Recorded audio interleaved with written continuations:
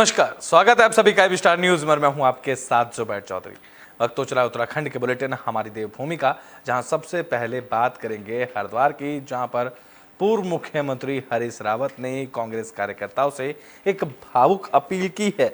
तो हरिद्वार लोकसभा सीट से अपने बेटे वीरेंद्र सिंह रावत को लोकसभा का टिकट दिलवाने के बाद उत्तराखंड की पूर्व मुख्यमंत्री हरीश रावत ने कार्यकर्ताओं से भावुक अपील की।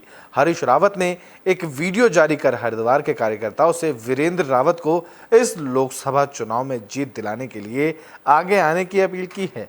हरीश रावत ने कहा कि कार्यकर्ताओं से भावुक अपील करते हुए कहा है कि उन्होंने हमेशा कार्यकर्ताओं को सर्वोच्च महत्व दिया है। उन्होंने कहा कि पंचायत चुनाव में जब 750 से ज्यादा कार्यकर्ता पर गंभीर धाराएं लगाई गई थी, जिसके विरुद्ध उन्होंने खुद 32 घंटे तक थाने में ही धरना दिया था। उन्होंने कहा कि इस लोकसभा चुनाव में मेरे राजनीतिक विवेक का इम्तिहान है और मेरे पुत्र वीरेंद्र रावत 27 मार्च को नामांकन करेंगे। इस अवसर पर बड़ी संख्या में कार्यकर्ता नामांकन प्रक्रिया में शामिल हों और इसके बाद गांव-गांव जाकर कांग्रेस का प्रचार करें।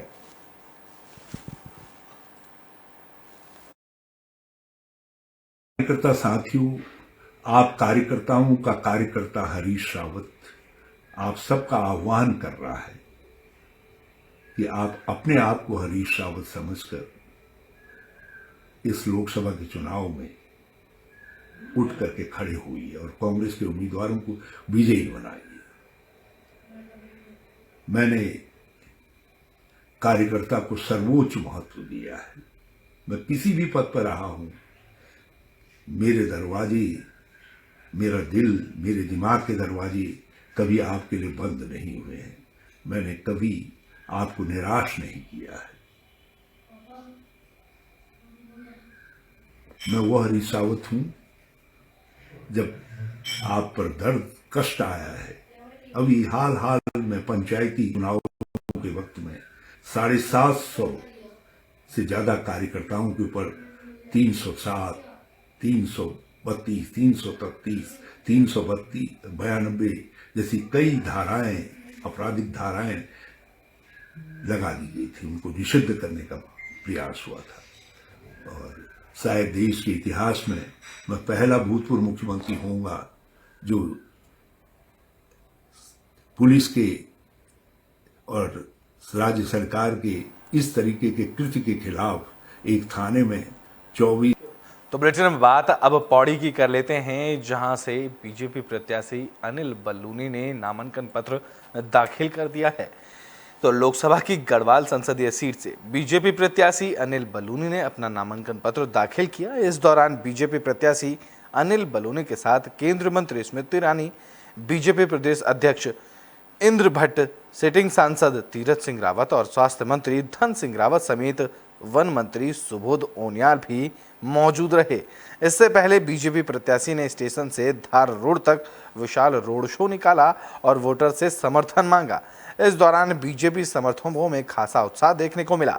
नामांकन के बाद बीजेपी प्रत्याशी अनिल बलूनी ने कहा कि जनता का उन्हें अपार समर्थन मिल रहा है, जिससे गढ़वाल संसदीय सीट से उनकी जीत की राह आसान हो गई है। बलूनी ने कहा कि एनडीए इस बार 400 पार के साथ चुनाव जीतेगी।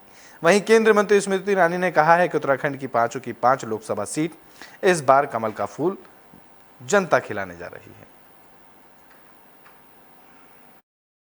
देखिए, आज मैंने नामांकन किया है। भारतीय जनता पार्टी की हमारा पूरा संगठन, हमारे वरिष्ठ नेता हम लोगों के साथ हैं और हमारा जो संकल्प है पुनः से भारतीय जनता पार्टी की सरकार बने, पुनः प्रधानमंत्री जी तीसरी बार देश का नेतृत्व करें। एक जो विकसित भारत का लक्ष्य रखा है और विकसित उत्तराखंड और विकसित गढ़वाल का संकल्प लेके हमने नामांकन किया है। हमें पूरा विश्वास है कि पूरे उत्तराखंड में 5 कमल के फूल हम मोदी जी को देंगे। बड़ी मात्रा में, बड़ी मतों से 5 सीटें हमारी जीतेगी। गढ़वाल सीट भी बड़े मतों के साथ जीतेंगे और उत्तराखंड में जो अगला दशक उत्तराखंड का प्रधानमंत्री जी ने कहा है वो होगा, उसको चरितार्थ भी करेंगे और गढ़वाल में भी विकास का एक नया अध्याय हम लोग लिखेंगे। पार्टी के कर्मठ नेता, दिग्गज नेता और कार्यकर्ता आज अनिल बलूनी के सहयोग में यहाँ नामांकन की इस यात्रा में आए। आप सब मीडिया के मित्र जब इसमें उपस्थित रहे, आपने देखा कि हर गली, हर नुक्कड़, हर नागरिक से एक ही आवाज़ आ रही थी, मोदी अब की बार 400 पार। बार। तो मैं अभिभूत हूँ कि 400 पार की श्रृंखला में एक कमल का फूल अनिल बलूनी जी के शुभ हस्तों से भी भारत के प्रति अर्पित। तो बुलेटिन में बात टिहरी की कर लेते हैं। यहाँ से भी बीजेपी प्रत्याशी राज्य लक्ष्मी शाह ने नामांकन पत्र दाखिल किया है। तो टिहरी लोकसभा सीट से बीजेपी प्रत्याशी राज्य लक्ष्मी शाह ने देहरादून जिला मुख्यालय पहुंचकर नामांकन पत्र दाखिल किया, जहां नामांकन पत्र दाखिल करने से पहले बीजेपी ने रोड शो का आयोजन भी किया, जिसमें मुख्यमंत्री पुष्कर सिंह धामी मौजूद रहे। वहीं नामांकन के बाद बीजेपी प्रत्याशी माला राज्य लक्ष्मी शाह ने कहा कि बीजेपी की जीत तय है और प्रतिद्वंदी भी अपने स्तर से चुनावी मैदान में डटे हुए हैं। बहुत अच्छा, सबका प्यार आप लोग ने देखा ही है, जिस टाइम पर रैली हुआ है सब लोग का प्यार मिल रहा है। लगता है हम लोग आगे बहुत अच्छी तरह से जीतेंगे। वी आर वेरी पॉजिटिव और आदरणीय मोदी जी को आगे करेंगे और बद्र विशाल का आशीर्वाद हम पर सब लोग पर मिलेंगे। मुद्दे क्या मानते हैं मैडम? आप नामांकन किया है, किस रूप में देखते हैं, कितना चैलेंज मानते हैं कांग्रेस को? देखो, लाइफ इज अ चैलेंज, सो इसमें कोई ऐसा बात नहीं। चैलेंज आपके लाइफ में भी होता है, सबके लाइफ में होता है। इसमें हम सब उसमें कोई इसमें ऐसा कोई बात नहीं, हम लोग अपना अपना करेंगे और चैलेंज फेस। तो बुलेटिन में बात रुड़की की कर लेते हैं। बता दें कि लोकसभा चुनाव को लेकर बीएसपी ने भी अपने उम्मीदवार की घोषणा कर दी है। तो अगले महीने अप्रैल के तीसरे हफ्ते में लोकसभा चुनाव शुरू हो रहे हैं, जिसे लेकर सभी राजनीतिक पार्टियां अपने उम्मीदवारों की घोषणा कर रही हैं। इस कड़ी में उत्तराखंड के हरिद्वार लोकसभा सीट पर बसपा ने अपने उम्मीदवार की घोषणा कर दी। बहुजन समाज पार्टी ने मीरापुर विधानसभा सीट से अपने पूर्व विधायक हजरत मौलाना जमील अहमद कासमी को हरिद्वार से मैदान में उतारा है, जहां जमील अहमद कासमी का मुकाबला बीजेपी के त्रिवेंद्र सिंह रावत और कांग्रेस के वीरेंद्र सिंह रावत से होगा। बता दें कि हरिद्वार के इस सीट पर कयास लगाए जा रहे थे कि बसपा भावना पांडे को इस लोकसभा चुनाव में अपना प्रत्याशी बनाकर चुनाव मैदान में उतारेगी, लेकिन एक बार फिर से मायावती ने चौंकाने वाला खुलासा किया है। उन्होंने मीरापुर विधानसभा सीट से पूर्व बीएसपी विधायक हजरत मौलाना जमील अहमद कासमी को हरिद्वार से मैदान में उतार दिया है।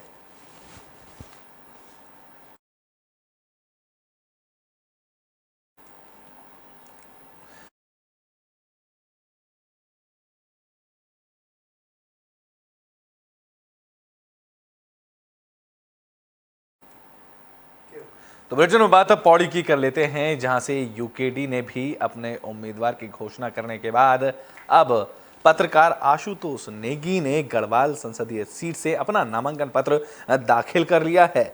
तो उत्तराखंड में लोकसभा चुनाव की गहमा गहमी के बीच नामांकन पत्र भरा जा रहा है। इस कड़ी में गढ़वाल लोकसभा सीट पर उत्तराखंड क्रांति दल से प्रत्याशी पत्रकार आशुतोष नेगी ने अपना नामांकन पत्र दाखिल किया। इस दौरान अंकिता भंडारी के माता पिता आशुतोष नेगी के प्रस्तावक बने। नामांकन के पहले उत्तराखंड क्रांति दल के सैकड़ों कार्यकर्ता महिलाएं पौड़ी कलेक्ट्रेट भवन तक पहुंचे, जहां उन्होंने रैली निकाली। इस दौरान महिलाओं ने अंकिता भंडारी को न्याय देने की आवाज बुलंद की। कलेक्ट्रेट में अंकिता के पिता वीरेंद्र भंडारी और मां सोनी देवी ने आशुतोष नेगी को यूकेडी प्रत्याशी के तौर पर नामांकन का प्रस्ताव दिया, जिसके बाद आशुतोष ने नामांकन की प्रक्रिया पूरी की। नामांकन के बाद आशुतोष नेगी ने रैली को संबोधित करते हुए कहा कि अंकिता को न्याय दिलाने के लिए ही वे इस लड़ाई में लड़ रहे हैं और आगे खड़े हैं। पहाड़ की आवाम चाहती है कि इस बार राष्ट्रीय पार्टियों को सबक सिखाया जाए। उन्होंने कहा कि पहाड़ की बेटी के न्याय की उम्मीद तब तक पूरी नहीं होगी जब तक उनकी पीड़ा समझने वाला संसद तक नहीं पहुंचेगा। बता दें कि आशुतोष नेगी अंकिता भंडारी हत्याकांड में पीड़ित पक्ष के लिए लगातार पैरवी कर रहे हैं। हाल ही में एक पुराने SC/ST मुकदमे में आशुतोष को गिरफ्तार भी किया गया था।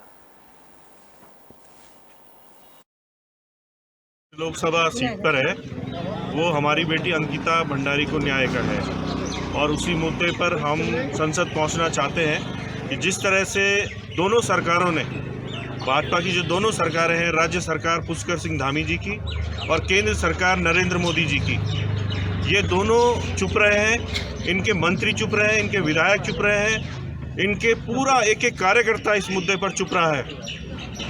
तो हमारे पास एक ही इस समय ऑप्शन बचा था कि हम जनता के बीच में जाएं और जनता के बीच हम गए हैं। घर घर बेटी है, जिस दिन वोट पड़ेगा सब लोग घर से अपनी बेटी का चेहरा देखकर जाएंगे, उसमें अंकिता का अक्स देख के जाएंगे।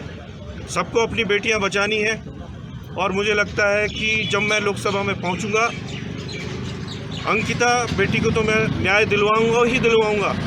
उसके अलावा पहले जो किरण नेगी के साथ अन्याय हुआ है, ममता बहुगुणा के साथ जो अन्याय हुआ है श्रीनगर में, जिसमें श्रीनगर के विधायक ने अपराधियों को बचाने का प्रयास वहाँ भी किया, क्योंकि अपराधी बीजेपी के थे वहाँ भी। बड़ा मजाक लोकतंत्र में और क्या हो सकता है। एक अभिनेत्री जो भारतीय जनता पार्टी की बड़ी प्रिय है, वो उत्तराखंड देवभूमि में आकर उत्तराखंड की बिटिया के लिए एक शब्द नहीं बोली। इससे पता चलता है कि भारतीय जनता पार्टी ये जुमलेबाजों की पार्टी है, राजनीतिक बेईमानों की पार्टी है, और उनकी ये बेईमानी साबित हो चुकी है कि उत्तराखंड के मुद्दे पर किसी भी नेता ने एक शब्द नहीं बोला, जबकि उत्तराखंड का जनमानस यहाँ की परिसंपत्तियों के लिए लड़ रहा है, मूल निवास भू कानून के लिए लड़ रहा है, और अंकिता बिटिया को न्याय मिले इसके लिए तो पूरे 95 ब्लॉकों के अंदर एक आम जनमानस ये कह रहा है कि जिस पार्टी की विधायक ने सबूत मिटाए उसके ऊपर कार्रवाई होनी चाहिए। जो मेरी माँ बहनें मेरे गाँव से आई है, उनको मैं बहुत बहुत धन्यवाद देती हूँ, क्योंकि मेरे गाँव वालों ने मेरा मतलब 2 साल से बहुत ध्यान में रखा है और मेरी इस लड़ाई में मेरा साथ भी दिया है। और जब मेरे भाई जी मतलब जेल में बंद हुए तो मेरे गाँव वालों ने इतना बड़ा आंदोलन किया कि जिसके कारण मेरा भाई जेल से आज हमारे साथ है, और मेरा भाई मेरी अंकिता की लड़ाई। तो बुलेटिन में बात कर लेते हैं पूर्व मुख्यमंत्री के बेटे हरीश रावत के बेटे वीरेंद्र रावत की, जो कि पहली बार कांग्रेस के मुख्यालय पहुंचे। तो उत्तराखंड के पूर्व मुख्यमंत्री हरीश रावत के बेटे वीरेंद्र रावत को कांग्रेस से हरिद्वार लोकसभा सीट से प्रत्याशी बनाया गया है। वीरेंद्र रावत कांग्रेस प्रत्याशी बनने के बाद पहली बार कांग्रेस प्रदेश मुख्यालय पहुंचे, जहां कांग्रेस कार्यकर्ताओं ने उनका जोरदार स्वागत किया। इस मौके पर वीरेंद्र रावत ने कहा कि उनको भी राजनीति का लंबा अनुभव है। उनके पिता उत्तराखंड के पूर्व मुख्यमंत्री रहे हैं और हरिद्वार लोकसभा से सांसद भी रहे हैं। उन्होंने अपने कार्यकाल के दौरान काफी विकास कार्य किए हैं और इस बार क्षेत्र की जनता कांग्रेस को भारी मतों से जीत दिलाएगी। मैं 1996 में दिल्ली यूनिवर्सिटी में दयाल सिंह कॉलेज का प्रेसिडेंट चुना गया NSUI के टिकट पर, और NSUI में मैं राष्ट्रीय स्तर पर भी रहा, फिर मैं प्रदेश स्तर पर यूथ कांग्रेस में रहा, सेवा दल में रहा, और आज मैं वाइस प्रेसिडेंट PCC। बड़ा लंबा मेरा भी अनुभव है 25 साल का।